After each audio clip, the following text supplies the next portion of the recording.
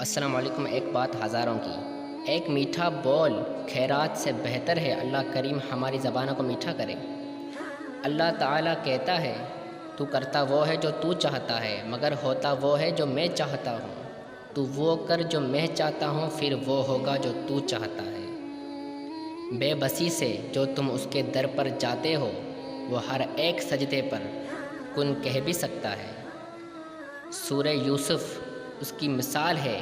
کچھ چیزیں ایک لمحے میں حاصل نہیں ہوتی، وہ اکثر صدیوں میں آپ کے لیے لکھی جاتی ہیں۔